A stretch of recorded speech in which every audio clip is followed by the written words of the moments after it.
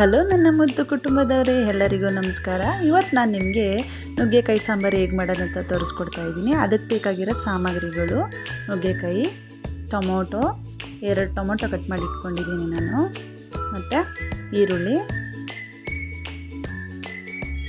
ಬೆಳ್ಳುಳ್ಳಿ,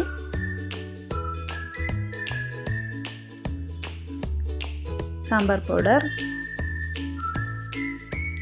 ಮತ್ತು ಸ್ವಲ್ಪ ಅಚ್ಚಕಾರದ ಪುಡಿ. ನಾನು ತೊಗರಿಬೇಳೆ ತೊಗೊಳ್ತಾ ಇದ್ದೀನಿ. ಹೆಸರು ಬೇಳೆ ಕೂಡ ಹಾಕ್ಕೊಬೋದು ಇದ್ರ ಜೊತೆಗೆ, ಸ್ವಲ್ಪ ತುಂಬ ಚೆನ್ನಾಗಿರುತ್ತೆ. ನೋಡಿ, ಮೊದಲಿಗೆ ಒಂದು ಪಾತ್ರೆನ ಇಟ್ಬಿಟ್ಟು ಅದಕ್ಕೆ ನುಗ್ಗೆಕಾಯಿನ ಬೇಯಿಸೋಕೆ ಇಡ್ತಾ ಇದ್ದೀನಿ.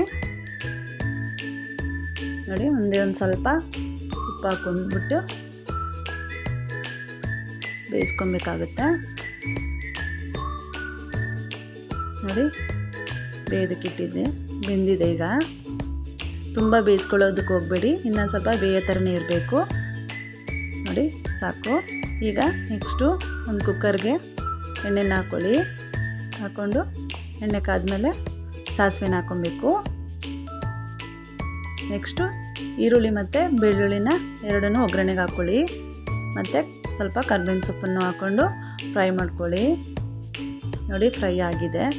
ಈಗ ತೊಗರಿಬೇಳೆನ ಹಾಕ್ಕೊಳ್ಳಿ. ನೋಡಿ, ತೊಗರಿಬೇಳೆ ಹಾಕ್ಕೊಂಡಿದ್ದೀನಿ. ನೆಕ್ಸ್ಟು ಅದಕ್ಕೇ ಕಟ್ ಮಾಡಿ ಇಟ್ಕೊಂಡಿರೋಂಥ ಟೊಮೊಟೊನ ಹಾಕ್ಕೊಂಬಿಡಿ. ಹಾಕ್ಕೊಂಡು 2 ನಿಮಿಷ ಫ್ರೈ ಮಾಡ್ಕೊಳ್ಳಿ. ನೋಡಿ, ನಾನು ಈ ರೀತಿ ಫ್ರೈ ಮಾಡ್ಕೊತಾ ಇದ್ದೀನಿ. ನೆಕ್ಸ್ಟ್ ಅದಕ್ಕೇ ನಿಮಗೆ ಎಷ್ಟು ನೀರು ಬೇಕು ಅಷ್ಟು ನೀರನ್ನ ಹಾಕ್ಕೊಂಡು ಮಿಕ್ಸ್ ಮಾಡಿಕೊಂಡು 2ರಿಂದ 3 ವಿಸಲು ಹೊಡೆಸಿಟ್ಕೊಳ್ಳಿ. ಬೇಳೆ ಬೆಂದಿರುತ್ತೆ, ಅದನ್ನು ಕುದಿಯೋದಕ್ಕೆ ಬಿಟ್ಬಿಡಿ. ಇವಾಗ ನೋಡಿ, ಕುದೀತಾ ಇದೆ. ನೋಡಿಕೊಂಡು ಹದವಾಗಿ ನಿಮ್ಗೆ ಎಷ್ಟು ನೀರು ಬೇಕಾಗುತ್ತೋ ಅಷ್ಟು ಹಾಕ್ಕೊಬೇಕು.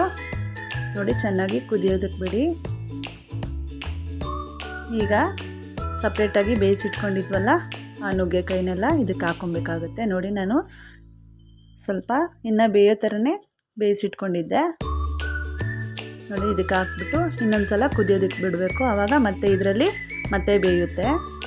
ಈಗ ಸ್ವಲ್ಪ ಸಾಂಬಾರು ಪೌಡರು ಮತ್ತು ಅಚ್ಚಕಾರದ ಪುಡಿ ಎರಡನ್ನೂ ಹಾಕ್ಕೊಬೇಕು. ನೋಡಿ, ಎರಡನ್ನೂ ಹಾಕ್ಕೊತಾ ಇದ್ದೀನಿ. ಹಾಕ್ಕೊಂಡು ಮಿಕ್ಸ್ ಮಾಡಿ. ನೋಡಿ, ಈ ರೀತಿ ಚೆನ್ನಾಗಿ ಮಿಕ್ಸ್ ಮಾಡಿಕೊಂಡು ಕುದಿಯೋದಕ್ಕೆ ಬಿಡಿ. ಚೆನ್ನಾಗಿ ಕುದಿಬೇಕು. ಮತ್ತು ರುಚಿಗೆ ತಕ್ಕಷ್ಟು ಉಪ್ಪನ್ನು ಹಾಕ್ಕೊಂಡು ಚೆನ್ನಾಗಿ ಕುದಿಸ್ಕೊಳ್ಳಿ.